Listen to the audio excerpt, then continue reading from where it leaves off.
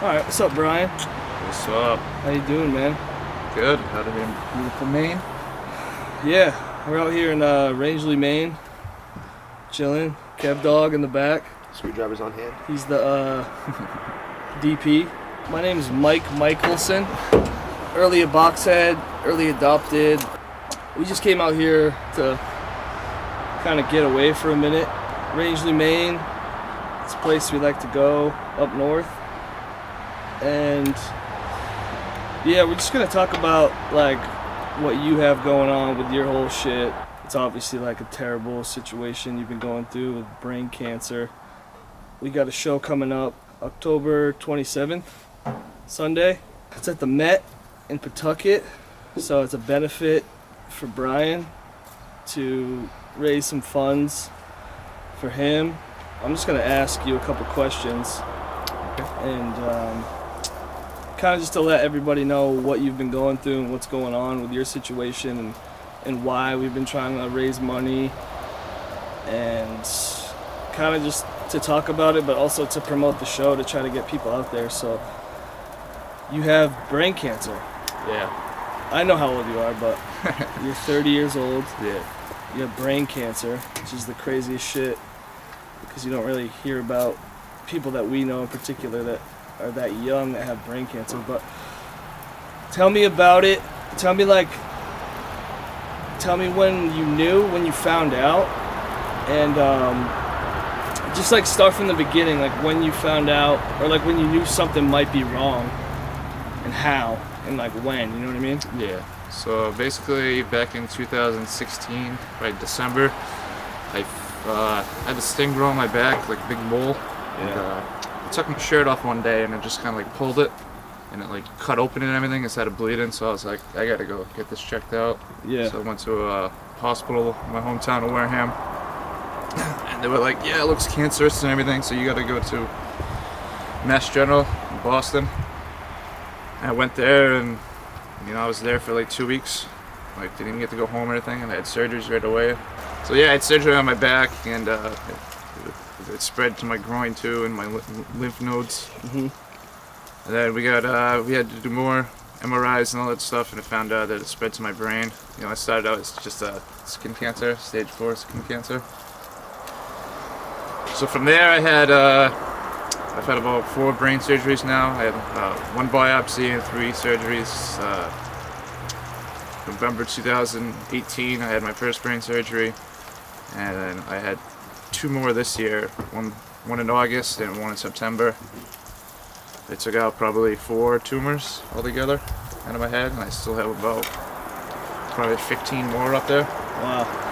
Yeah, it was also giving me seizures, which wasn't fun. You just pass out and then you wake up and you're like, what the hell just happened? Right. But ever since some of the surgeries, I haven't had a seizure since, so that's doing pretty good. Yeah. So That's good though, that you haven't had seizures lately. yeah. So they have you on like a bunch of medication, obviously. Oh yeah. So like you're on seizure medication? Yeah, I'm on 3 different seizure meds. I'm on a couple different cancer meds. It's oral chemotherapy. Damn. Yeah, it's not like the injection. You lose all your hair and everything. Right. Yeah. So it's like a new form of medication. Yeah. You can say you've that. been Yeah. taking. Okay. Yeah. This is like I'm on my 4th different type of cancer medicine. Yeah. I used to get injections and stuff, but that gave me even more problems. Uh-huh. Like colitis I got from it. I was getting real sick, throwing up everywhere. I remember yeah. when you were like, they put you on the steroids first, and you were like, it was like summertime and you were getting the chills. Yeah. I was like freezing. Like I'd be up in a garage attic, type of thing. It'd be like 100 degrees up there. I'd still have a blanket over me and everything. Like we were recording in the attic and it was like 100 degrees, and everybody else was like taking their shirts off and shit, and you were trying to like wear a hoodie because you were freezing. Yeah. So it just fucked with you, like your body chemistry. Like I remember you got skinny and gained weight, and it was like they kept trying all this different medication on you, right? Like new medication. Yep. But all the side effects ended up, being on me, so they took me off it. But this one seems to be working pretty good so far. Yeah, that's good. How many pills do you have to take a day now? So my cancer med, one of them I have to take 4 pills twice a day. My seizure meds, I gotta take some is 4 twice a day. I gotta take 3 of them twice a day, then 2 of them twice a day. Wow. So tell me about, obviously going through something like this is like somebody's worst nightmare, right? Like something that like nobody, first of all, you don't ever think it's gonna happen to you, Yeah, exactly. I'd imagine. And then like, once it does, just talk about like how has your life changed since finding out you had cancer? And then like, how do you stay positive through all this shit? Because it's obviously like something that it's like, I'd imagine hard to come to even terms with, right? Yeah. So it was a big scare, definitely. You know, not being able to work after surgeries for 2 or 3 months. Yeah. After every surgery, it's just it's a big pain. You know, I'm constantly going to Boston for doctor's appointments at least 4 or 5 times a month. Yeah. You know, having to sleep there after surgery is terrible because they wake you up every 2 hours to do vitals.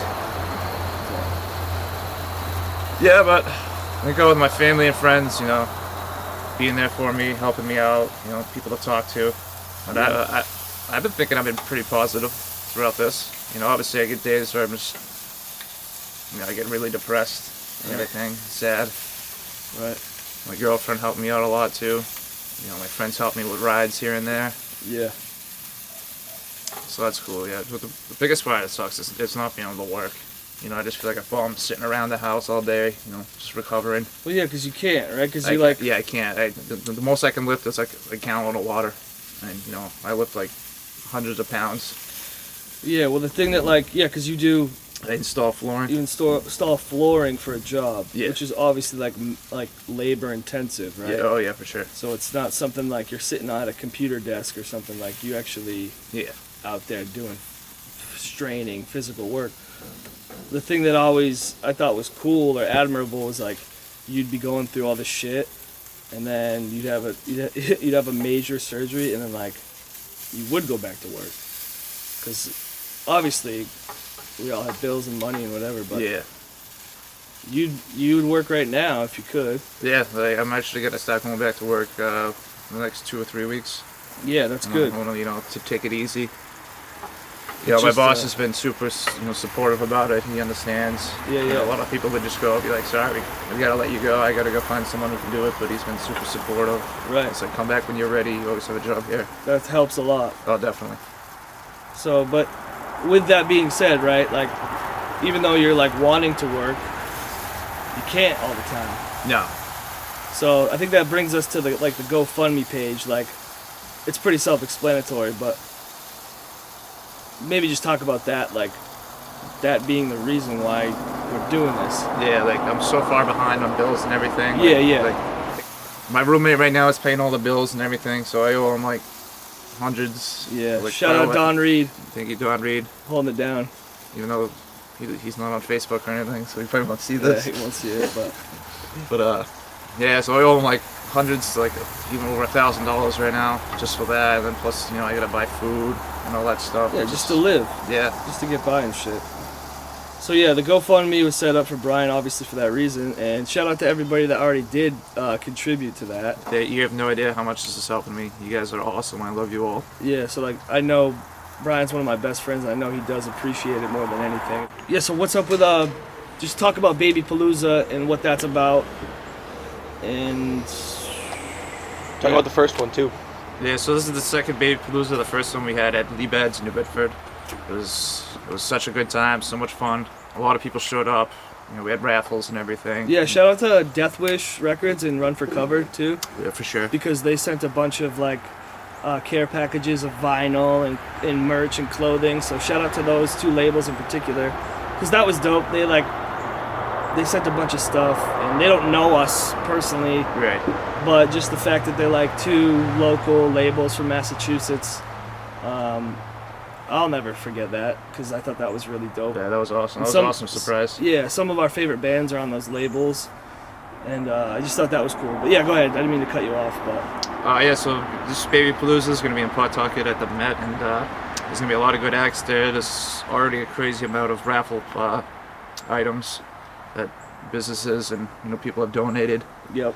So it's gonna be a very fun time. Yep. So shout out to Kate and Mary Kate and everybody that is helping putting together the event, raffles, and there's gonna be, we're gonna pass the bucket around to try to make Brian some more money, but it's $10 at the door. It's gonna be a really great show regardless of all that. There's a lot of acts. I personally handpicked the bill.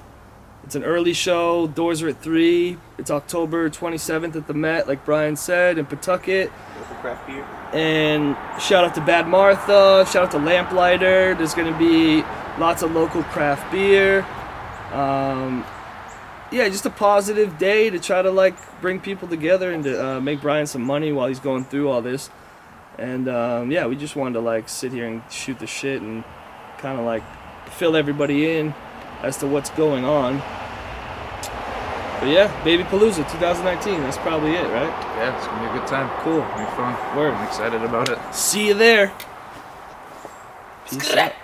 Pat, pat. Skeet skeet.